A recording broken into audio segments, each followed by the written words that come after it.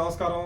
మరి భీమవరం వాస్తవ్యులు గౌరవనీయులు మన ఆశ్రమ దాత శ్రీ జడ్డు బ్రహ్మాజీరావు గారు సూర్యకాంతంల సేవా కేంద్రంలో మన భీమవరం వృద్ధుల ఆశ్రమం మరి గత 10 సంవత్సరాల నుంచి నడుపుతున్నామమ్మా. మరి ఈ సందర్భంగా ఈరోజు ముఖ్యమైన రోజు ఏంటంటే జడ్డు బ్రహ్మాజీరావు గారి పెద్ద కోడలు గారైన మరి గౌరవనీయులు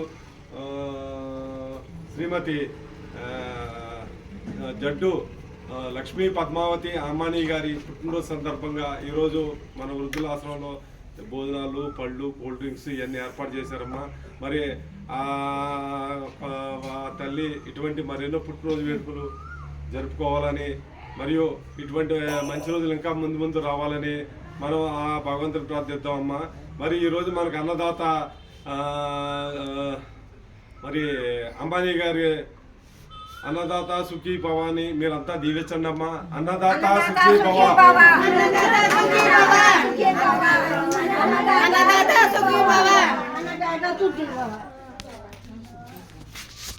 అమ్మ, ఆశ్రమంలో మిమ్మల్ని ఎలా చూస్తున్నారు, ఏంటి, ఎలాగ ఉంది జడ్డు బ్రహ్మాజీ గారి ఆశ్రమంలోను?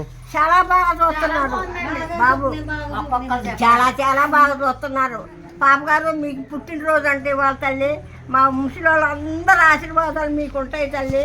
దేవుడు చల్లగా చూసి ఇలాంటి పుట్టినరోజులు ఎన్నో చేసుకొని మా ఇంటి నిరుపేదలకి సాయపడి ఎంతో పేరు తెచ్చుకొని ఘనంగా ఉండాలని ఆ భగవంతుడిని మా వృద్ధులందరూ ప్రార్థించి తల్లి మీకు జీవులు ఇస్తున్నాం తల్లి, చల్లగా నూరేళ్ళు.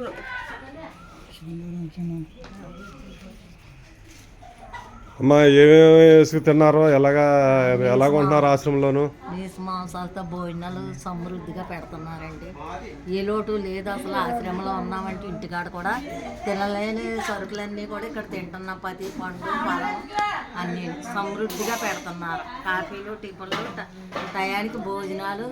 వృద్ధులు చాలా ఇదిగా చూస్తారు. కన్న కొడుకులు, తల్లులు ఎవరు కోడల్లో చూడలేనటువంటి చూపు బాగా చూస్తున్నారు. మీరు దినదినము నాయన సంవత్సరం కూడా పిల్లా పాపలతో వర్ధిల్లాలి. ఈ ఆశ్రమ వృద్ధిలోకి రావాలి, ఇంకాను కొనసాగించాలని మా ఆశ. రాజుగారు కానీ రవి గారు కూడా మమ్మల్ని అందరినీ చాలా శ్రద్ధగా చూస్తున్నారు, ఒక బిడ్డలుగానే. దేవుడు దీవించునుగాక. మా అందరూ భోజనాలు చేశారా? ఎలా ఉన్నాయి వంటకాలు?